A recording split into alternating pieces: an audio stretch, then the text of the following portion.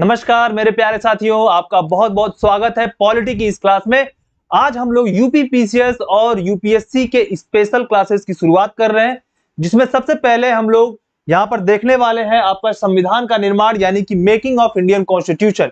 यहां से एक क्वेश्चन पूछे जाने की संभावनाएं हमेशा रहती हैं और साथ में इसके बाद कल से करंट अफेयर्स और साथ में यूपी स्पेशल से रिलेटेड जो भी चीजें हैं वो आपको मिलेंगी। तो करंट अफेयर से आप जानते हैं कि बहुत सारे क्वेश्चन पूछे जाते हैं, इस वजह से आपको उसे पढ़ना बहुत ज्यादा जरूरी हो जाता है। साथ में जो भी इंपॉर्टेंट टॉपिक्स होते हैं जैसे कि आपके साइंस से लेकर रिलेटेड कुछ ऐसे टॉपिक होते हैं जहां से बहुत सारे क्वेश्चन पूछे जाते हैं, कुछ ऐसे टॉपिक आपके ज्योग्राफी से या हिस्ट्री से होते हैं जिससे बहुत ज्यादा क्वेश्चन पूछे जाते हैं, वो टॉपिक भी आपको पढ़ाया जाएगा। यानी कि जो हाई एंड टॉपिक्स होते हैं यूपी पीसीएस के लिए वो सारे टॉपिक आपको हम लोग कराने वाले हैं। ठीक है साथियों, तो अगर आप लोग जुड़ना चाहते हैं तो चैनल को लाइक शेयर और सब्सक्राइब करना बिल्कुल मत भूलिए, ताकि जो है आप लोग इस मौके का पूरा फायदा उठा पाए। ठीक है साथियों, देखिए यूपी पीसीएस अगर आपको निकालना है या यूपीएससी निकालना है तो उसके लिए आपको स्ट्रेटजी बनाकर चलनी पड़ेगी। और यूपी पीसीएस में अब 40-42 दिन ही रह गए हैं। 40-42 दिन का मतलब कि करंट अफेयर और आर्थिकी ये बहुत अच्छे से तैयार करो, क्योंकि 35 से 40 क्वेश्चन जो होते हैं यहां से पूछे जाते हैं मित्रों। तो 35 से 40 क्वेश्चन बहुत ज्यादा होते हैं, क्योंकि बाकी अगर ये 35-40 क्वेश्चन तैयार करते हो कम से कम इसमें 30 क्वेश्चन सही करके आना होगा, तभी सिलेक्शन होता है।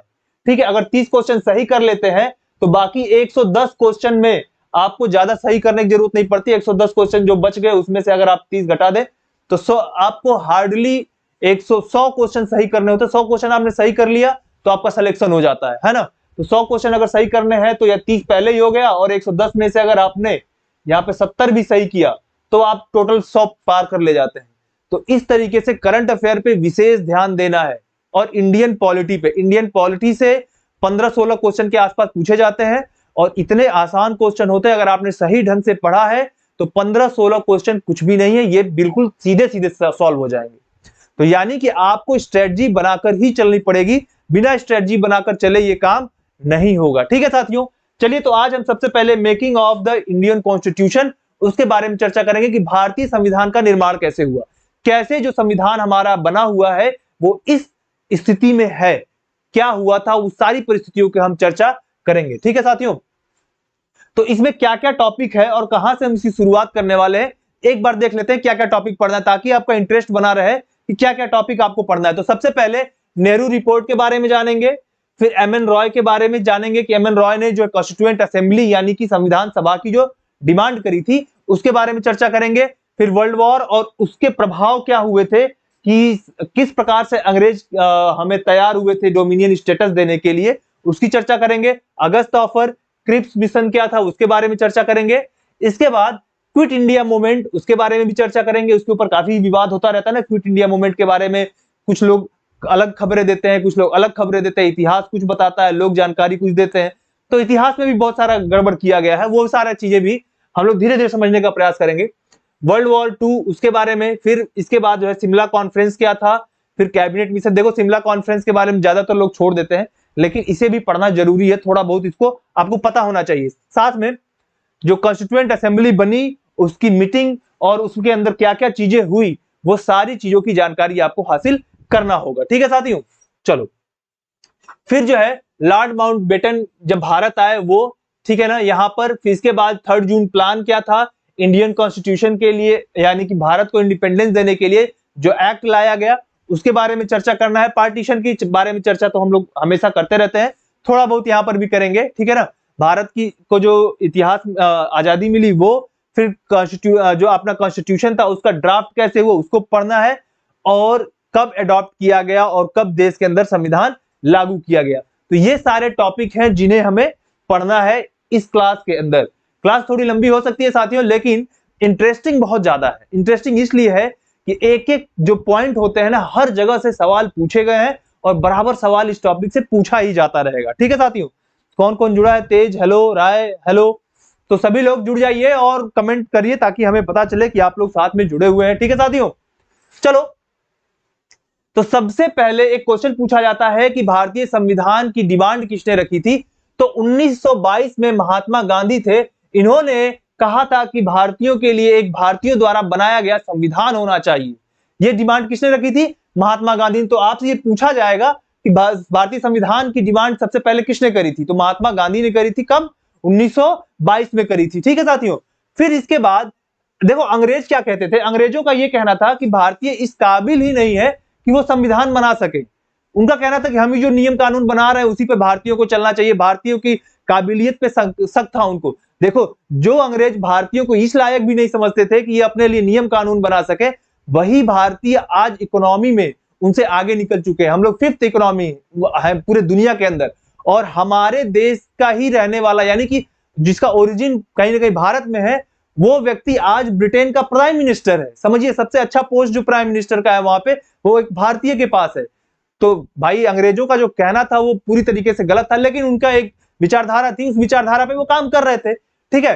तो देखो 1927 में बॉम्बे सेशन जो हुआ था, वहां पे मोतीलाल नेहरू ने एक रिजोल्यूशन मूव किया और उसमें उन्होंने कहा कि भारतीयों के लिए हम संविधान बनाने का प्रयास करेंगे। ये एक रिजोल्यूशन केवल लेकर आए थे ना। तो एक कांग्रेस वर्किंग जो कमिटी थी वहां पे संविधान बनाने के लिए एक रिजोल्यूशन लाया गया कि हम प्रयास करते हैं संविधान बनाने का। ठीक है। और जब इसके बाद फिर उन्होंने क्या किया, 19 मई 1928 को एक रिपोर्ट लेकर आए जिसको नेहरू रिपोर्ट के नाम से जाना जाता है। कौन सा रिपोर्ट कहते हैं इसको? नेहरू रिपोर्ट कहा जाता है। ठीक है। तो ये जो रिपोर्ट लेकर आए थे, कौन लाए थे? ये मोतीलाल नेहरू लेकर आए थे। मोतीलाल नेहरू कौन थे? ये पंडित जवाहरलाल नेहरू के पिताजी थे। ठीक है, याद रखिएगा, ये भी पेशे से वकील थे। ठीक साथियों। ठीक है। अब इस रिपोर्ट को सौंपा गया और इस रिपोर्ट को सौंपने के बाद पहली बार एक तरीका, एक खाका तैयार किया गया था भारतीय संविधान के लिए। हालांकि इसे किसी ने एक्सेप्ट नहीं किया, केवल ये एक रिपोर्ट मात्र था। और देखो यहां तक अभी तक जो भारतीय थे वो कह रहे थे कि हमें डोमिनियन स्टेटस दे दीजिए। क्या कह रहे थे? अंग्रेजों से रिक्वेस्ट किया जा रहा था, भाई हमें डोमिनियन स्टेटस दे दो, यानी हिंदी में इसको अधिराज्य कहते हैं। अब ये डोमिनियन या अधिराज्य क्या होता है? डोमिनियन या अधिराज्य का मतलब है कि सेल्फ गवर्नेंस हो, अपना गवर्नेंस हो, हमारे प्राइम मिनिस्टर होंगे, हमारे मंत्री होंगे, शासन प्रशासन हमारे द्वारा चलाया जाएगा, नियम कानून हमारे द्वारा यानी भारतीयों के द्वारा बनाया जाएगा, लेकिन हेड ऑफ स्टेट कौन होगा? ब्रिटेन का होगा। बात समझ में आई? इसे अधिराज्य यानी हेड ऑफ स्टेट कोई बाहरी व्यक्ति है, उसे अधिराज्य या डोमिनियन कहा जाता है। तो 1928 तक हम डोमिनियन स्टेटस की ही डिमांड कर रहे थे। हम कह रहे थे जैसे ऑस्ट्रेलिया को डोमिनियन स्टेटस दिया है वैसे हमें भी डोमिनियन स्टेटस दे दो। अंग्रेज वो भी देने के लिए तैयार नहीं थे। इसके बाद एक सेशन हुआ। ठीक है ना। तो ये जो देखो ये जो रिपोर्ट हुआ था, ये पहली बार प्रयास किया गया था एक संविधान बनाने का।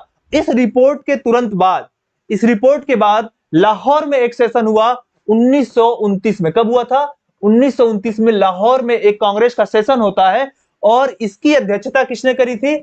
इसकी अध्यक्षता की थी पंडित जवाहरलाल नेहरू ने की थी। किसने की थी? पंडित जवाहरलाल नेहरू। और इन लोगों का यह कहना था कि अभी तक जो डोमिनियन स्टेटस की हम डिमांड कर रहे थे वो डिमांड सही नहीं है, अब हमें डिमांड करनी चाहिए पूर्ण स्वराज की। तो पूर्ण स्वराज का डिमांड स्टार्ट हुआ। ये देखो पूर्ण स्वराज कब? 1929 में। और ये पूर्ण स्वराज का क्या मतलब है? पूर्ण स्वराज का मतलब है कि जो वो हेड ऑफ स्टेट हम दे रहे थे ब्रिटेन का, वो भी नहीं चाहिए। अब हेड ऑफ स्टेट भी हमारा होगा, शासन भी हम ही करेंगे, सब कुछ हमारा होगा, अंग्रेज यहां से चले जाओ। यानी कि पूर्ण स्वराज रिजोल्यूशन कब पास हुआ? 1929 में। और इसी पक्ष पे यह कहा गया कि हम अब से हर साल स्वतंत्रता दिवस मनाएंगे, इंडिपेंडेंस डे मनाएंगे। और पहली बार 26 जनवरी 1930 को एक सिंबॉलिक रूप से स्वतंत्रता दिवस मनाई गई। कब मनाई गई? डेट याद रखो, बहुत इंपॉर्टेंट है। 26 जनवरी को अभी क्या मनाते हैं हम लोग? गणतंत्र दिवस यानी रिपब्लिक डे। गणतंत्र का क्या मतलब होता है पता भी है आपको? गणतंत्र का मतलब होता है एक ऐसा देश जिसका जो राष्ट्राध्यक्ष होता है या हेड ऑफ स्टेट होता है वो इलेक्टेड हो, एक नियमित टर्म के बाद, एक नियमित कार्यकाल के बाद उसको क्या हो? इलेक्शन होता है, उसको रिपब्लिक कहा जाता है। जैसे आप सुने होंगे रिपब्लिक ऑफ चाइना, भले वो डेमोक्रेसी नहीं है लेकिन रिपब्लिक है। ब्रिटेन एक डेमोक्रेटिक कंट्री है लेकिन वो रिपब्लिक कंट्री नहीं है। कारण है कि वहां का राष्ट्राध्यक्ष वंशानुगत होता है, लेकिन भारत का राष्ट्राध्यक्ष कौन है? राष्ट्रपति। वो हर 5 साल में चुना जाता है। ठीक है साथियों। तो रिपब्लिक डे मनाते हैं, लेकिन पहली बार ये 26 जनवरी 1930 को एक सिंबॉलिक रूप से इंडिपेंडेंस डे मनाया गया और रावी नदी के किनारे इंडियन फ्लैग लहराया गया। हालांकि ये फ्लैग जो आज हम लोग लहराते हैं वो फ्लैग नहीं था, इससे थोड़ा सा डिफरेंट था, लेकिन फ्लैग एक सिंबॉलिक रूप से मनाया गया। इसीलिए ही बाद में जाकर जो हमारा संविधान लागू हुआ देश में, इसी डेट पर लागू किया गया था। ठीक है साथियों, तो ठीक है, और कौन जुड़ा है? दिशांत त्रिपाठी, गुड, हाय दिशांत। संजय जी जुड़े हुए, हेलो। चंदन, हेलो चंदन। तो भाई देखो, बहुत ही इंटरेस्टिंग चैप्टर है, अगर आप लोग मन लगाकर पढ़ेंगे तो यहां से क्वेश्चन जरूर पूछा जाएगा, मैं बता रहा हूं। ठीक है ना। चलो अब देखो, लाहौर सेशन की बात हो गई। लाहौर सेशन में क्या हुआ? लाहौर सेशन में पूर्ण स्वराज का रिजोल्यूशन पूछा जाएगा। उसके अध्यक्ष कौन थे? तो कौन थे? पंडित जवाहरलाल नेहरू उसके अध्यक्ष थे। और उसी के बाद 26 जनवरी 1930 को रावी नदी के किनारे इंडियन फ्लैग लहराकर सिंबॉलिक रूप से इंडिपेंडेंस डे मनाया गया था पहली बार। ये बात आपको याद रखना होगा। अब देखो, सबसे पहले एक व्यक्ति थे जिनका नाम था एम.एन. रॉय। अब सब लोग कह रहे थे नहीं संविधान बनाना है, संविधान बनाना है। एम.एन. रॉय जी आए, इन्होंने कहा कि संविधान कैसे बनाना है। इन्होंने कहा कि एक कॉन्स्टिट्यूएंट असेंबली बनाया जाए, ठीक है ना, उसमें संविधान का निर्माण हो। तो पहली बार कॉन्स्टिट्यूएंट असेंबली की आइडिया देने वाले व्यक्ति कौन थे? ये थे आपके एम.एन. रॉय की एक कॉन्स्टिट्यूएंट असेंबली बनाई जाए। 1934 में आइडिया दिया था और उसी में भारतीयों के लिए भारतीय संविधान का निर्माण होगा। ठीक है साथियों। फिर 1935 में इंडियन नेशनल कांग्रेस ने पहली बार ऑफिशियली इसका डिमांड किया, यानी कि एम.एन. रॉय के कहने के बाद 1935 में कांग्रेस ने भी ऑफिशियली क्या कहा कि हमारा अब एम है कॉन्स्टिट्यूएंट असेंबली का निर्माण करना, जिसमें भारतीयों के लिए क्या बनेगा? एक संविधान का निर्माण होगा। ठीक साथियों, चलो अब ये देखो, ये व्यक्ति हैं जिनका नाम है लॉर्ड लिथगो। हुआ ये था कि 1935 में जब ऑफिशियली जब कांग्रेस ने इसको कह दिया कि हमारा ये एम है, तो इसके बाद 1 सितंबर 1939 सेकेंड वर्ल्ड वॉर स्टार्ट हो गया था, दूसरा विश्व युद्ध स्टार्ट हो गया।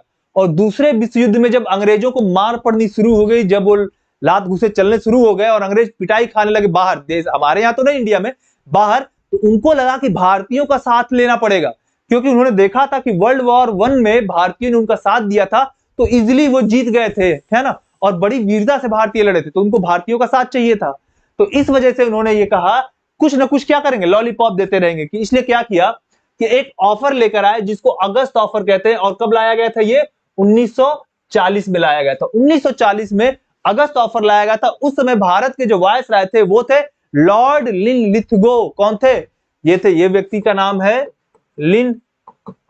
लिथगो। ये लॉर्ड लिथगो थे, इनके द्वारा अगस्त ऑफर लाया गया। और अगस्त ऑफर में ये कहा गया कि हम भारतीयों को डोमिनियन स्टेटस देने के लिए तैयार हैं और वर्ल्ड वॉर के बाद हम भारतीयों के लिए कॉन्स्टिट्यूएंट असेंबली भी बना देंगे। अब देखो, यहां पे कुछ कुछ बातें मानने के लिए तैयार हो गए, लेकिन कांग्रेस ने यह कहा कि भाई डोमिनियन स्टेटस की बात तो हम 1928 में ही छोड़कर 1929 में एक रिजोल्यूशन लाए थे पूर्ण स्वराज का। हमें डोमिनियन स्टेटस अब नहीं चाहिए, क्या चाहिए? पूर्ण स्वराज दो। तो इन्होंने क्या किया? इसको रिजेक्ट कर दिया, इसको हटा दिया, कहा कि हम नहीं मानेंगे। और साथ में कैसे भूल सकता था कि वर्ल्ड वॉर 1 में इन्होंने कैसे धोखा दिया था। इन्होंने कहा था कि हम भारतीयों को सेल्फ गवर्नेंस देंगे, लेकिन सेल्फ गवर्नेंस नहीं दिया था। इसलिए कहा कि आपके ऊपर कैसे भरोसा करें, पहले ये सारे काम करो, इसके बाद करें, आपके हम साथ देंगे। लेकिन उन्होंने ऐसा कोई काम नहीं किया। अब देखो क्या हुआ कि देखो एक चीज और, जो वर्ल्ड वॉर जो चल रहा था उस समय इंग्लैंड के अंदर एक कोalition गवर्नमेंट चल रही थी, ठीक है ना। उस समय जो आप यहाँ के जो प्राइम मिनिस्टर होते थे विंस्टन चर्चिल हुआ करते थे, ठीक है, याद रखिएगा। वर्ल्ड वॉर के समय विंस्टन चर्चिल जो थे प्राइम मिनिस्टर थे आपके किसके? यूके के, ठीक है, ब्रिटेन के। आगे देखते हैं इसमें 1942 में क्या हुआ। देखो वर्ल्ड वॉर चले जा रहा था, 1945 तक चला। 1942 तक जो आपके देखो दो फोर्सेस थी उस टाइम पे, ठीक है ना। एक आपका एलाइड फोर्सेस थी, ठीक है ना, दूसरा एक्सिस फोर्स। तो जो दूसरी तरफ जापान और आपका इटली और जर्मनी था, ये लोग काफी अग्रेसिव हो चले थे। तो इसलिए ब्रिटेन को ऐसा लग रहा था कि भारतीयों का साथ फिर से लेना आवश्यक है। देखो बार बार जब इनको जरूरत पड़ती थी तब ये भारतीयों के पास आते थे। ऐसे तो राजा साहब बनके, मतलब लॉर्ड बनके बैठे रहते थे भारतीयों पर शासन करने के लिए। तो 1942 में एक क्रिप्स मिशन भेजा गया, है ना। क्रिप्स गांधी जी के बढ़िया दोस्त थे, इन्होंने सोचा चलकर कुछ ना कुछ बातें कर लेंगे और कुछ सॉल्यूशन इसका निकाल लेंगे, ठीक है साथियों। तो अब ये हुआ कि वर्ल्ड वॉर 2 के समय जब ये सारा घटनाएं चल रही थी तो ये क्रिप्स मिशन आया। लेकिन क्रिप्स मिशन ने भी वही बात कही कि डोमिनियन स्टेटस देंगे, कॉन्स्टिट्यूएंट असेंबली बनाएंगे। तो इसको भी क्या किया गया? रिजेक्ट कर दिया गया। और गांधी जी ने इसको क्या कहा? इसको कहा कि ये पोस्ट डेटेड चेक है। क्वेश्चन बहुत पूछा जाता है कि किसको गांधी जी ने पोस्ट डेटेड चेक कहा था, तो किसको कहा था? ये कहा था क्रिप्स मिशन को। पंडित जवाहरलाल नेहरू ने कहा कि ये कंगाल बैंक हमको चेक काट के देना चाहता है, यानी कि आप ही का भरोसा नहीं है कि आप वर्ल्ड वॉर जीतोगे कि नहीं जीतोगे। हार जाओगे, क्या पता है। लेकिन आप ये कह रहे हो कि वर्ल्ड वॉर के बाद हम आपको कॉन्स्टिट्यूएंट असेंबली बनाकर देंगे, सेल्फ गवर्नेंस यानी कि डोमिनियन स्टेटस देंगे। तो भाई हमने ये क्या मना कर दिया। और साथ साथ में देखो, इस समय भी जो मुस्लिम लीग था वो कह रहा था कि हमें सेपरेट स्टेट दो, यानी कि एक अलग देश दे दो। लेकिन ये क्रिप्स मिशन ने भी क्या किया, मना कर दिया। अब अगस्त ऑफर ने भी मना किया था, क्रिप्स मिशन ने भी दो देश बनाने से मना कर दिया था। ये बात याद रखिएगा, ठीक है साथियों। चलो अब आगे क्या हुआ, 1942 में जैसे ही क्रिप्स मिशन यहां से फेल हुआ और वापस जाने लगा, उसी समय क्विट इंडिया मूवमेंट स्टार्ट कर दिया गया। क्या शुरू कर दिया गया भारत में। अच्छा देखिए, क्विट इंडिया जो मूवमेंट स्टार्ट हुआ था ना, ये किसी के आह्वान से नहीं स्टार्ट हुआ था, ये अपने आप शुरू हो गया था। अब जब कोई भी मूवमेंट स्टार्ट हो जाता है तो लीडर जो है उनको लगता है कि भाई जनता की भावना है तो हमें इसको लीडरशिप देना चाहिए। तो बाद में बाकी सब लोगों ने इसको लीडरशिप दिया था। गांधी जी ने कहा डू और डाई, ठीक है। जो गांधी जी अभी तक ये कहते कि अहिंसा अहिंसा, उन्होंने इसमें भी नारा दिया क्या, डू और डाई। सोचो यार, चीजें बदलती हैं, समय बदलता रहता है, ठीक है, ठीक है। अब इसके बाद क्या हुआ, 1945 में वर्ल्ड वॉर समाप्त होता है और बाद में 1945 में ही भारत के अंदर एक शिमला कॉन्फ्रेंस किया जाता है। जो वायसराय थे लॉर्ड वेवेल, उनके द्वारा ये शिमला कॉन्फ्रेंस बुलाया जाता है ताकि उसमें समझौता कराया जा सके मुस्लिम लीग के में और कांग्रेस में। लेकिन ऐसा संभव नहीं हो पाया, ठीक है। याद रखिएगा, शिमला कॉन्फ्रेंस बुलाया गया था लॉर्ड वेवेल में। तो शिमला कॉन्फ्रेंस 1945, ठीक है ना, लॉर्ड वेवेल के द्वारा किया गया था। मेजर पॉलिटिकल पार्टी इसमें शामिल हुई थी, कांग्रेस भी शामिल हुई थी, मुस्लिम लीग भी शामिल हुई थी, लेकिन ये टॉक पूरा का पूरा फेल हो गया था। अब इसके बाद ये होता है कि ब्रिटेन के अंदर 1945 में ही चुनाव होता है और उस चुनाव में जो लेबर पार्टी है, याद रखिएगा कौन सी party, Labour party, Labour party की सरकार बन जाती है ब्रिटेन के अंदर और नए प्राइम मिनिस्टर चुनकर आते हैं जिनका नाम था क्लेमेंट एटली। कौन बना, क्लेमेंट एटली नए प्राइम मिनिस्टर बनकर आए। और क्लेमेंट एटली प्राइम मिनिस्टर जब बनकर आए तो उन्होंने अनाउंस किया,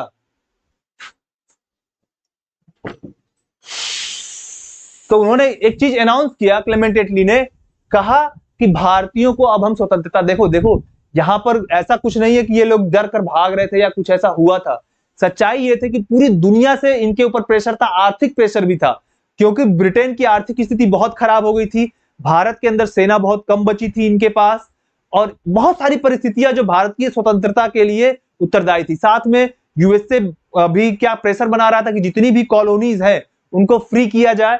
तो इस तरीके के बहुत सारे प्रेशर बनाए जा रहे थे और उसका भी परिणाम एक कहीं ना कहीं था कि भारत को स्वतंत्रता मिली थी। जो सत्य है उसको स्वीकारना पड़ेगा, कहीं ना कहीं दूसरे फैक्टर भी थे। और हाँ, वो फैक्टर तो है ही कि भाई भारतीय लोग जो आपके जो डिमांड कर रहे थे, जो हमारी आजाद हिंद फौज बनी थी, गांधी जी अलग प्रोटेस्ट कर रहे थे और दूसरे नेता लोग भी प्रोटेस्ट कर रहे थे। वो सारे फैक्टर के साथ साथ दूसरे फैक्टर को भी कंसीडर करना आवश्यक है। क्यों? क्योंकि आप अब पीसीएस की या यूपीएससी की तैयारी कर रहे हैं, इसमें पूरा डिटेल में जानना जरूरी है, ठीक है साथियों। चलो, तो जब क्लेमेंट एटली की सरकार बनी तो इन्होंने ये कहा कि हम 30 जून, क्या डेट दिया, 30 जून 1948 के पहले पहले भारतीयों को स्वतंत्र कर देंगे, ऐसा इन्होंने कहा था, ठीक है। हालांकि स्वतंत्रता में पहले ही दे दी गई, ठीक। चलो साथियों, तो देखो यहां पर कैबिनेट मिशन एक बनाया गया, कैबिनेट मिशन प्लान बनाया गया, जिसके हेड जो थे वो थे लॉर्ड पैथिक लॉरेंस। याद रखिए, बहुत इंपॉर्टेंट है। कैबिनेट मिशन भारत कब आया था, 1946 में आया था। क्या करने आया था, कॉन्स्टिट्यूएंट असेंबली का निर्माण करने आया था। और उसके हेड कौन थे, लॉर्ड पैथिक लॉरेंस, और साथ में दो और सदस्य थे, कौन था, स्टैफोर्ड क्रिप्स और एवी अलेक्जेंडर। ये कुल मिला के 3 लोग यहां पर आए थे। क्या करने आए थे, कॉन्स्टिट्यूएंट असेंबली का निर्माण करने आए थे, ठीक है। ये चीज आपको याद रखना होगा। और यहां पर आने के बाद इनको मेंबर्स चूज करने थे कि कॉन्स्टिट्यूएंट असेंबली में कौन कौन रहेगा।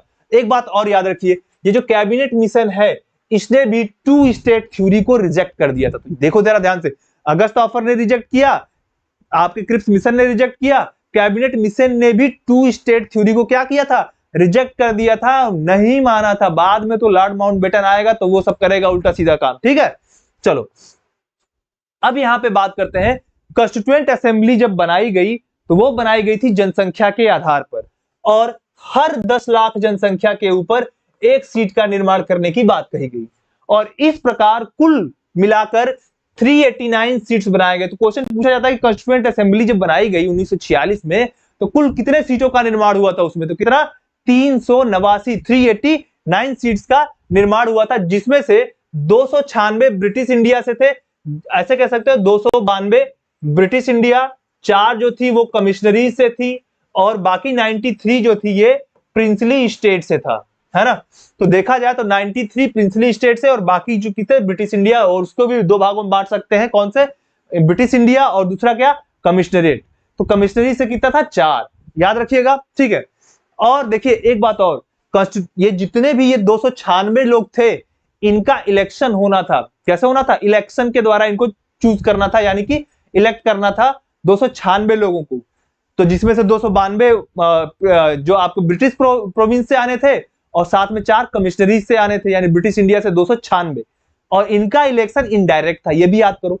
इलेक्शन होगा लेकिन कैसा होगा, इनडायरेक्ट होगा, डायरेक्ट जनता पार्टिसिपेट यहां पर नहीं कर रही थी, याद रखिएगा। और ये जो 93 लोग हैं जो प्रिंसली स्टेट के हैं, ये 93 लोग नॉमिनेटेड होंगे, कैसे होंगे, नॉमिनेट करके इनको लाया जाएगा, ठीक है साथियों।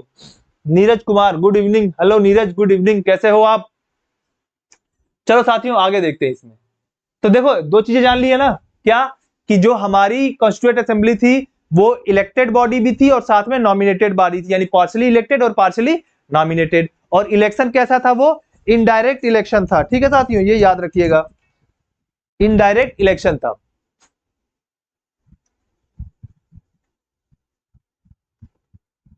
चलिए कोई बात नहीं, कुछ कॉल वगैरह भी आते रहते हैं इसी में ठीक है, तो मैं इसे बंद कर देता हूं। ठीक है साथियों, चलो आगे हम इसमें बात करते हैं। तो जो 296 सीटों पर इलेक्शन होने थे, अब देखो यहां पे हुआ क्या, कि यहां पे 296 पे 208 सीटें कांग्रेस ने जीत ली, मुस्लिम लीग को केवल 73 सीटें मिली, और बाकी जो दूसरे लोगों ने लड़ी थी उसको केवल और केवल, उनको केवल और केवल कितने सीटें मिली थी, 15 सीटें मिली थी। देख लो यहाँ पे कांग्रेस को 208, बाकी को 73 और 15 जोड़ोगे तो 296 ये आ जाएगा, ठीक है ना। तो इस तरीके से सीटों का हुआ। लेकिन अब देखो हुआ क्या, मुस्लिम लीग तो बुरी तरीके से हार गया यहाँ पे, और मेजोरिटी किसकी हो जा रही है, कांग्रेस की मेजोरिटी हो रही है। तो मुस्लिम लीग ने कहा कि जो भी मेजोरिटी में कांग्रेस है, इस वजह से नियम कानून ज्यादातर किसकी मर्जी से बनेंगे, कांग्रेस की मर्जी से बनेंगे। तो इस वजह से इन्होंने क्या किया था, कॉन्स्टिट्यूएंट असेंबली का बायकॉट किया था, कॉन्स्टिट्यूएंट असेंबली में ये शामिल नहीं हो रहे थे, ठीक है साथियों। चलिए आगे हम इसमें बात करते हैं। तो एक चीज और याद रखिए, कॉन्स्टिट्यूएंट असेंबली में ज्यादातर जो प्रोमिनेंट लोग थे वो थे, लेकिन 2 लोग ऐसे थे जो लोग नहीं थे, जिसमें महात्मा गांधी और मोहम्मद अली जिन्ना, ये उसके हिस्से नहीं थे, कॉन्स्टिट्यूएंट असेंबली के हिस्से नहीं थे। और पहला जो कॉन्स्टिट्यूएंट असेंबली की जो बैठक हुई थी, वो बैठक हुई थी 9 दिसंबर 1946 को हुई थी। कब हुई थी, 9 दिसंबर 1946 को कॉन्स्टिट्यूएंट असेंबली की पहली बैठक हुई थी, याद रखिएगा, बहुत ही इंपॉर्टेंट है। चलो अब मुस्लिम लीग ने इस बैठक को क्या किया था, बाइकआउट किया था। क्यों बाइकआउट किया था, क्योंकि वो अलग राज्य की डिमांड कर रहे थे, वो कहते हैं हमको एक अलग पाकिस्तान चाहिए था, ठीक है ना।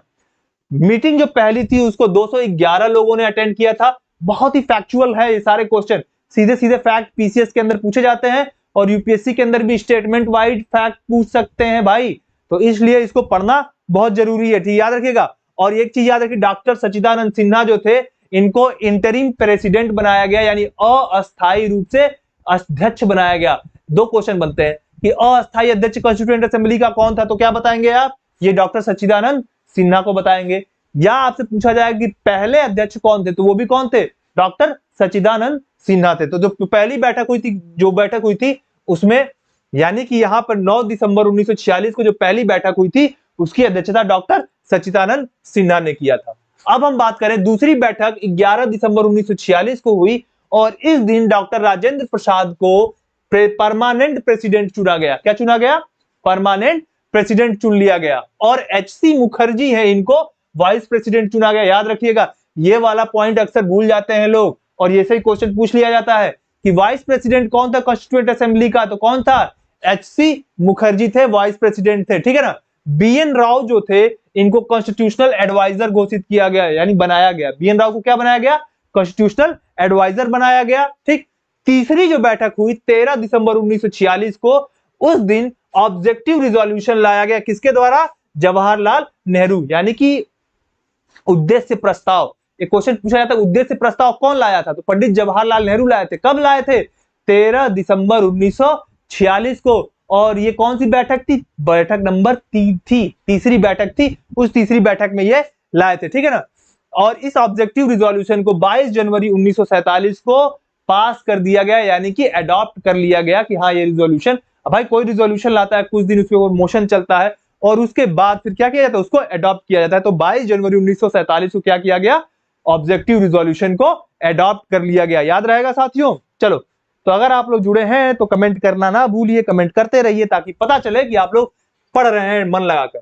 और देखिए, पीसीएस की तैयारी कर रहे हैं या यूपीएससी की तैयारी कर रहे हैं तो ये क्लासेस स्टार्ट कर दीजिए आज ही से, है ना, क्योंकि इसमें बराबर आपको जो है क्वेश्चन मिलते रहेंगे। और जो भी आपको पढ़ाई करना है वो सारे पढ़ाई आपकी बढ़िया से होती रहेगी। तैयारी में बहुत अच्छे से करा दूंगा 40 दिन के अंदर, अगर आप सही तरीके से आप पढ़ाई करते हैं तो। ठीक है साथियों, चलिए अब हम इसमें आगे बात करते हैं। तो प्रियम्बल जो इसका था, ठीक है ना, बहुत ही इंपॉर्टेंट है क्योंकि हमारे यहाँ जो प्रियम्बल जो बना है ये ऑब्जेक्टिव रिजोल्यूशन का ही एक हिस्सा है। ठीक है, ठीक है साथियों। चलो अब देखो, लॉर्ड माउंटबेटन को भेजा गया, गवर्नर जनरल को रिप्लेस किया गया, यानी वायसराय को लॉर्ड वावेल की जगह पे अब नया भेजा गया। किसको?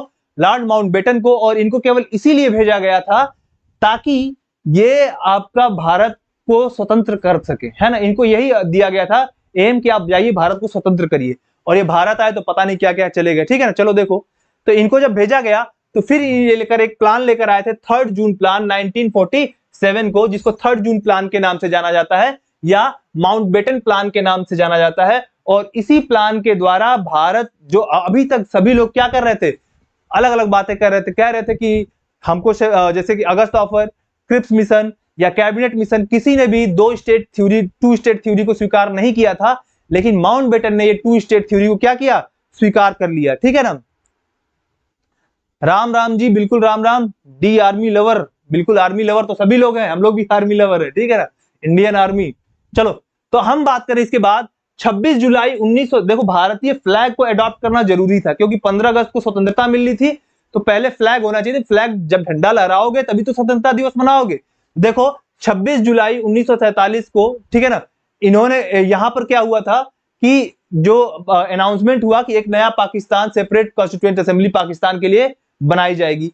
लेकिन उसके पहले ही हमने क्या किया था? फ्लैग भी अडॉप्ट करना है। मैं बताऊंगा किस डेट को फ्लैग अडॉप्ट किया गया था, ठीक है ना। ठीक, और एक बिल इंट्रोड्यूस किया गया ब्रिटिश पार्लियामेंट में, ठीक है ना, आपके 4 जुलाई 1947 को।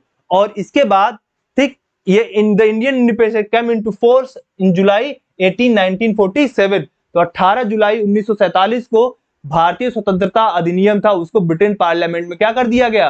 पास कर दिया गया। ये डेट आपको याद रखना, कुछ डेट है उसको याद रखिए, ये ज्यादा इंपॉर्टेंट है। तो 15 अगस्त को क्या किया गया? 2 स्टेट बना दिए गए, भारत और पाकिस्तान, 2 राज्य बना दिए गए, ठीक है ना। तो देखो, भारत तो क्या मना करता है? 15 अगस्त को ही मनाता है, लेकिन पाकिस्तान ने अपना एक दिन पीछे कहा कि नहीं, भारत के साथ नहीं मनाएंगे। तो 14 अगस्त को फिर क्या करते हैं? अपना स्वतंत्रता दिवस मनाते हैं। ठीक है साथियों, याद रखिएगा। आगे हम बात करें, देखो जो लोग भी पाकिस्तान के कॉन्स्टिट्यूएंट असेंबली थी उनका नंबर घट गया, और जो कॉन्स्टिट्यूएंट असेंबली में लोगों की संख्या थी वो कितनी बच गई? 299। तो ये की बात याद रखिएगा कि अक्टूबर 31, 1947 को कॉन्स्टिट्यूएंट असेंबली में, यानी ये भी कह सकते हैं स्वतंत्रता के बाद कॉन्स्टिट्यूएंट असेंबली में लोगों की संख्या कितनी है, सदस्यों की संख्या कितनी बची थी? तो कितनी थी वो? 299 थी, ठीक है ना। और इसके बाद भारतीय स्वतंत्रता प्राप्त होने के बाद, कब प्राप्त हुई थी? 15 अगस्त। देखो, ये बहुत इंपॉर्टेंट चीज बता रहा हूं। 15 अगस्त 1947 को भारतीय स्वतंत्रता प्राप्त हुई, और 26 जनवरी 1950 को क्या हुआ था? भारत में संविधान लागू हुआ था। तो हम जो गणतंत्र बने यानी रिपब्लिक बने, वो कब बने थे? 26 जनवरी 1950 को। लेकिन स्वतंत्र तो हो गए थे 15 अगस्त 1947 को। इन दोनों के बीच में भारत का स्टेटस क्या था? क्या भारत स्वतंत्र था, या फिर कॉलोनी थी, या अधिराज्य था? तो भारत का स्टेटस क्या था? अधिराज्य था। यानी कि 15 अगस्त से 26 जनवरी 1950 तक क्या था? एक डोमिनियन स्टेटस था, जिसमें भारत के प्रधानमंत्री तो थे, इंटरिम गवर्नमेंट थी उस समय, लेकिन हेड ऑफ स्टेट अभी भी ब्रिटेन का था। क्योंकि उस समय हम लोग जो है किसके अंतर्गत आ गए थे? हम लोग कॉमनवेल्थ के अंतर्गत आ गए थे। इस वजह से उस समय भी हेड कौन था? ब्रिटेन का ही था। ठीक है, याद रखिएगा। चलिए कुछ इंपॉर्टेंट फैक्ट्स हैं जो कॉन्स्टिट्यूएंट असेंबली से रिलेटेड जो आपसे पूछे जाएंगे, ठीक है ना। तो देखा जाए तो कॉन्स्टिट्यूएंट असेंबली ही बाद में क्या बना, भारत का पहला पार्लियामेंट बना, ठीक है ना। इसके पहले स्पीकर बने थे जीवी मावलांकर, ये भी याद रखिएगा कि पहले हमारे स्पीकर कौन थे, जीवी मावलांकर थे, ठीक है ना। चलो नेक्स्ट इसमें हम बात करें तो इंडिया का जो फ्लैग था वो 22 जुलाई 1947 को अडॉप्ट किया गया था। बताया था आपको कि 15 अगस्त 1947 से पहले अडॉप्ट करना है, तो 22 जुलाई 1947 को अडॉप्ट किया गया। नेशनल एंथम, नेशनल सॉन्ग, ये देखो नेशनल सॉन्ग, इसके अलावा जो भी नेशनल इंप्लीमेंट थे, जो भी प्रतीक चिन्ह थे, वो सारे के सारे 24 जनवरी 1950 को अडॉप्ट किए गए थे। कारण यह है कि यही लास्ट बैठक थी, कॉन्स्टिट्यूएंट असेंबली की लास्ट बैठक थी, 12वीं बैठक। कुल टोटल बैठक 11 हुई थी, लेकिन संविधान निर्माण करने के लिए कुल 11 बैठक हुई थी, लेकिन संविधान निर्माण के बाद 12वीं बैठक हुई थी 24 जनवरी 1950 को। 12वीं सेशन, बैठक की बात नहीं, सेशन की बात हो रही है, ठीक है। तो ये हुआ था। इसमें क्या किया गया, सारे प्रतीक चिन्हों को अडॉप्ट किया गया था। फ्लैग जो है 22 जुलाई 1947 को की गई थी। और हमारा सबसे इंपॉर्टेंट संविधान बनकर तैयार होकर कॉन्स्टिट्यूएंट असेंबली में पास किया गया था, कब, ये 26 नवंबर 1949 को पास किया गया था, याद रखिए। तो 26 नवंबर को हम लोग क्या मनाते हैं, कॉन्स्टिट्यूशन डे मनाते हैं, संविधान दिवस मनाते हैं, क्योंकि संविधान बनकर तैयार कब हो गया था, 26 नवंबर 1949 को। और कितने दिन लगे थे, 2 साल 11 महीने और 18 दिन का समय लगा था संविधान निर्माण में, और 64 लाख रुपए करीब खर्च हुए थे। कितना, 2 साल 11 महीने और 18 दिन का समय इसमें टोटल लगा था, ठीक है साथियों। चलो, राजेंद्र प्रसाद को ही ये 24 जनवरी 1950 को ही राष्ट्रपति चुना गया था, याद रखिएगा। तो कॉन्स्टिट्यूएंट असेंबली की ये 12वां सेशन था, और सिटिंग कौन सी थी, 166। एक क्वेश्चन पूछा जाए कि भारतीय संविधान निर्माण के लिए कितनी बैठकें हुई थी, क्या बताएंगे, बैठकों की संख्या 165 थी। कितने सत्र हुए थे, 11 सत्र, 11 सत्र और 165 बैठक। लेकिन कुल कॉन्स्टिट्यूएंट असेंबली के कितने सत्र थे, तो 12 थे, और कुल बैठकों की संख्या कितनी थी, 166, क्योंकि 24 जनवरी 1950 को भी एक बैठक हुई थी, याद रखिएगा, ठीक है साथियों। चलो ठीक है, कॉन्स्टिट्यूएंट असेंबली बन गया, और 26 जनवरी 1950 को संविधान पूरे देश के अंदर क्या कर दिया गया, लागू कर दिया गया है, ठीक है ना। अब देखो, इसके लिए जो कॉन्स्टिट्यूएंट असेंबली में संविधान निर्माण जब हो रहा था, कुल 22 कमिटियां बनाई गई थी, ठीक है ना। और इसमें जो है 10 जो प्रोसीजरल अफेयर कमेटी थी, और जो 12 कमिटियां थी वो ये सस्टेंटिव या कंसिडरेबल या अफेयर्स और अलग चीजों की थी। फुल मतलब बस इतना याद रखो, 22 कमिटियां थी टोटल, ठीक है ना। तो इसमें कुछ इसके चेयरमैन के बारे में पूछा जाता है, ठीक है, इसके चेयरमैन कौन थे, तो याद रखिए स्टीयरिंग कमेटी थी, उसके चेयरमैन थे डॉक्टर राजेंद्र प्रसाद। कौन थे, डॉक्टर, यहाँ पे राजेंद्र प्रसाद थे, ठीक है। स्टीयरिंग कमेटी के हेड कौन थे, doctor Rajendra Prasad. Rule of procedure committee के हेड कौन थे, ये भी डॉक्टर राजेंद्र प्रसाद थे। ड्राफ्टिंग कमेटी के हेड कौन थे, ड्राफ्टिंग कमेटी के हेड कौन थे, यानी प्रारूप समिति के हेड कौन थे, डॉक्टर बी.आर. अंबेडकर। बहुत इंपॉर्टेंट है, यहां से क्वेश्चन पूछा जाता है। यूनियन पावर कमेटी के हेड कौन थे या चेयरमैन कौन थे, वो थे जवाहरलाल नेहरू, याद रखिएगा। Committee on union constitution chairman, ये भी कौन थे, ये आपका जवाहरलाल। तो याद रखिए जहां यूनियन आ जाएगा, कहां चले जाएंगे आप, जवाहरलाल नेहरू के साथ। प्रोविंशियल कमिटी के हेड कौन थे, प्रोविंशियल कॉन्स्टिट्यूशनल कमिटी के चेयरमैन कौन थे, ये थे सरदार वल्लभ भाई पटेल थे, याद रखिएगा। Committees on fundamental right and minorities, इसके हेड कौन थे, ये सरदार वल्लभ भाई पटेल थे, ठीक है ना। अब देखा जाए तो जो एडवाइजर कौन थे कॉन्स्टिट्यूएंट असेंबली के, वो बी.एन. राव थे, ये भी याद रखिएगा। ड्राफ्टिंग कमिटी जो बनाई गई थी, वो बनाई गई थी अगस्त 29, 1947 को। ये बहुत इंपॉर्टेंट है, याद रखिएगा कि ड्राफ्टिंग कमिटी जो सेटअप किया गया था 29 अगस्त 1947 को किया गया था, और इसके हेड कौन थे, डॉक्टर बी.आर. अंबेडकर थे। कुल 7 मेंबर थे इसमें, ये भी याद रख लेना, ठीक है।